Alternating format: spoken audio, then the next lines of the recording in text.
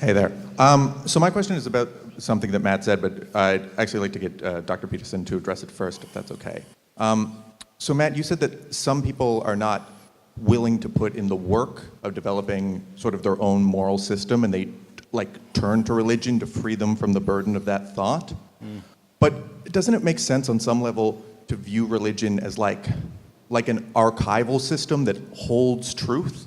Like if we abandon that, are we not then just in a place where everyone is forced to invent their own morality for themselves throughout their life, and then like a baby born has to try to achieve that again? Like that No. seems like, from an operative level, just an impossible system to set up that would ever get you anywhere. So I'm just wondering how you would resolve that conflict. That was Nietzsche's critique, essentially. Well, I'm not trying to set up the system. I think the system's already set up. So my goal is not to rid the world of religion. That's just a fortunate side effect from my goals. My goal is to have the best understanding of reality that I can, and for other people to do so as well. Now, when I talk about religion, there are things within religious histories, within religious teachings that are passed down, which are true and good and useful.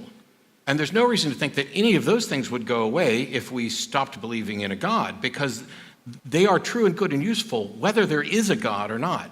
If the thing that we're worried about is, and I've asked people before, and I apologize if anybody is bothered by this, but there are people who are like, oh, if you don't believe in a God, what keeps you from running around raping and killing people? And I was like, so if you became convinced today that your belief in God was unfounded and you were forced by reason to give it up, would you run around and start doing that? And there are people who will say yes, and I hopefully, optimistically don't believe them, but we know that there are people who do that. But the truth about what is good and useful is true whether a particular religion survives or not. And we don't lose that because children aren't born with an understanding of morality. They learn that. They are educated by their parents. They are taught. They explore the world. Everybody does, in fact, go through the effort of creating and understanding their own morality. It's just that we adopt things from figures around us who show evidence that they are smarter and understand this better as a shorthand. We ride on the shoulders of giants. The curious question is, and I ask this for people ostensibly who are Christian, who believe in both a God and a devil, is how did you decide that God was the good one and the devil was the evil one? Because the model is that, well, God wrote his moral code on your heart, and that's how you tell. But if that's the case, then whether or not, if the devil had written his moral code on your heart, you would be saying he was the good one. The truth is, you are using your internal, personal, subjective assessments to determine that God is the good one, or this religion is the right one, or the First Baptist Church got it right, or the Second Baptist Church got it right, or this is the preacher we should hire. This is what we do. And I don't see much value in worrying about, oh, is it all going to go away, when it's clear it doesn't, because secular individuals are no more immoral or criminal-minded than anybody else. In fact, there may be some cases to show that we're less. But in this society, they are no more criminally minded. Like, we have a religious foundation, right? Like, I wouldn't go around like raping and pillaging if I abandoned God, but there were societies that did when they didn't have that structure. So how do you resolve that? I'm not saying that religious authorities haven't been useful. It's just that what I hear from some people is that we should keep this because of that particular usefulness, because they fear what will happen otherwise, because what they've seen in the past. And I don't buy that, because that boils down to saying, I may not need religion, but you people do. And that is far too arrogant for me to ever adopt as a position.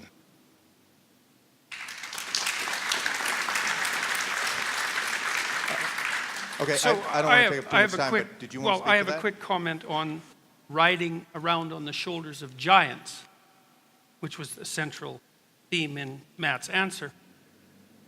We ride around on the shoulder of giants, and the meta-giant is God. That's a very good way of thinking about it. Except that I can identify. We can think about that as, I don't care about the metaphysical implications of that. I don't have to care about that at the moment. But if you look at the evolution of the idea of God, for example, and I think this is particularly true with the evolution of the idea of Christ, is that we do ride around on the shoulders of giants, and the figure of Christ, psychologically speaking, is the giant among giants. It's a meta-giant, and it's a ritual model for emulation. And the ritual model is something like, pick up your damn suffering and bear it nobly, which is a metaphysical statement in some sense that lies at the bottom of the ethic even that Matt is presenting. And so it is deeply embedded in a religious substructure. And that's the metaphorical substructure that I was talking about that necessarily underlies these self-evident axiomatic rules, which are not by any means, as you point out, self-evident in the least. There's plenty of cultures that train their young men to be absolutely barbaric monsters, right? Warriors, killers, rapists, right? Bloodthirsty right to the core. Perfectly viable mode of being, arguably speaking, from the perspective of generating a set of axiomatic rules.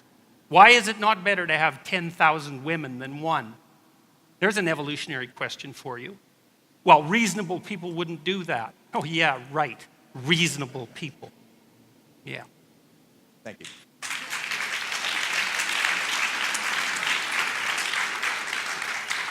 So if it's not clear, I can point to the giants. I can't point to the mega giant. It's because it's an abstraction. Sure, but when you hold Christ up as a particular figure, the only information that I have about Jesus comes from the Bible. And rather than going through all of it again, because there's lots of people with questions, if you go to ironchariots.org, you will find a verse-by-verse deconstruction of the Sermon on the Mount where I point out that Jesus gave some good advice and some crappy advice and some questionable advice, and that's not enough. And there's not a secular humanist organization or country on the planet that has ever produced as a good thing, an intentional good thing, rapists and murderers. So, well, that's highly debatable. That's highly debatable. Actually, I mean, one it's of the things absolutely true because there's never been a secular humanist government on the planet. I don't know. I think the Soviets were pretty secular No, humanists. Then, I know with all due apologies, you do not know the first thing about what secular humanism is. You should read the Secular Humanist Manifestos, because what happened in Russia, in communist countries, was an institution of a religious-like structure centered around an individual and forced atheism, none of which is consistent with humanism. None of it. And we can talk about this later, and I'll be happy to point you to this, because you can say that it was an atheist thing that went awry, but you can't call it secular humanism. It's just not there. There's no humanism in what was done there. But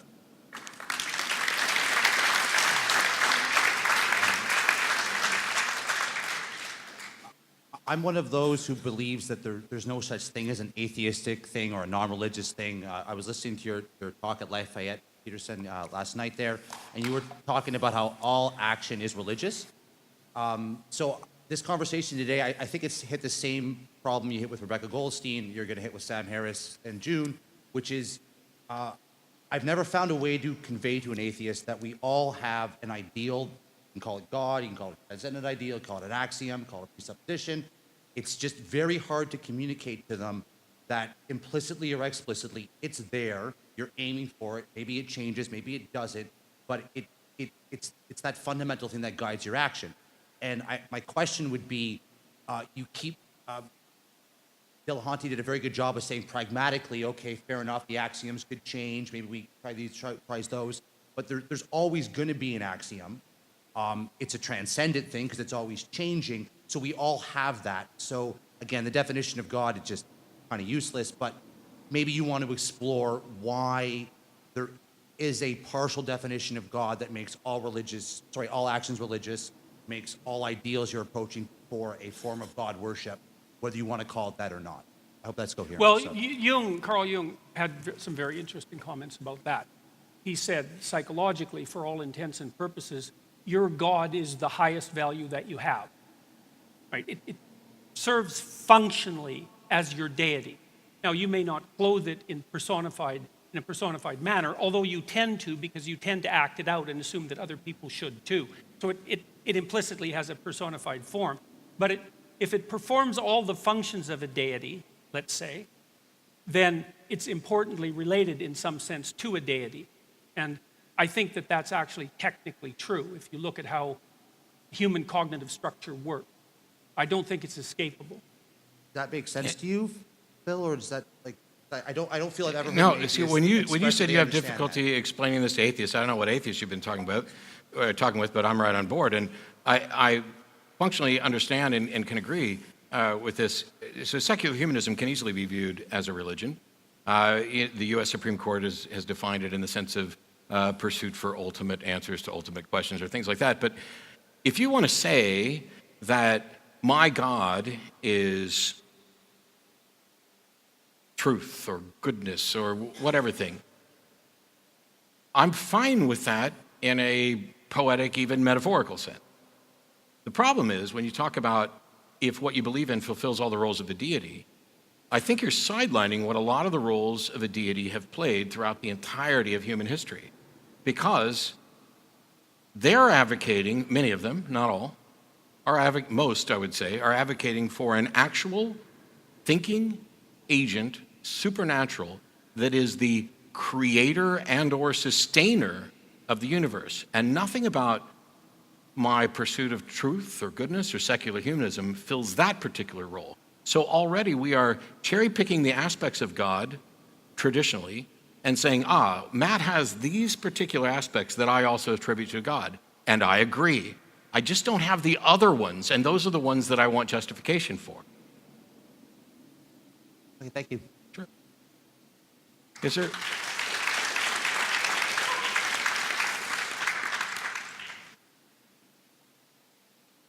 You have to move up the mic, I believe. Can't hear you. Can you hear me? Thank you. So the question is for Matt. So why is the language of secular humanism, these values that you just espoused or talked about, why is that better than religious language? And then for Professor Peterson, why would religious language be better than those values? Yeah, and I don't want to be overly pedantic about, I don't know that the language is necessarily better. The ideals of secular humanism have the goal of getting better.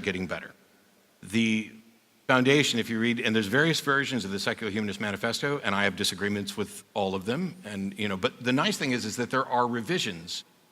Okay, this is one of the biggest benefits of a model, is how do you convince somebody that Christianity is right? Well, there's coercion, conversion, conquest. How do you Example. Sorry? Example. Okay. That's an important one. Okay. I'll have to think on that some more, because a lot of the things that people do that they think are exemplary or examples of Christianity, I don't think that they're in any way not necessarily tied to Christianity. Like, it's not, there's nothing a Christian could do that is good that I couldn't also do. And so the example thing doesn't work. But with secular humanism, it is through debate, discussion, data, and convincing people. It's not like we're running around saying, we're going to conquer and install this here. We're not going to make a proclamation that we have the one true right answer. The position that secular humanism takes is, as far as we can tell, we get one life. If there's more, hey, bonus, show us, we'll be convinced.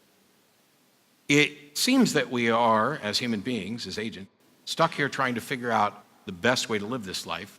And so we must rely on ourselves and not make appeals to supernatural agents that we can't demonstrate or that don't seem to intervene on our behalf. And if they exist, they're free to come in and step up and tell us where we're doing it wrong.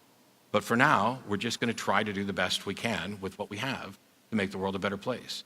That's the foundation of secular humanism, not any proclamation that we've got it right.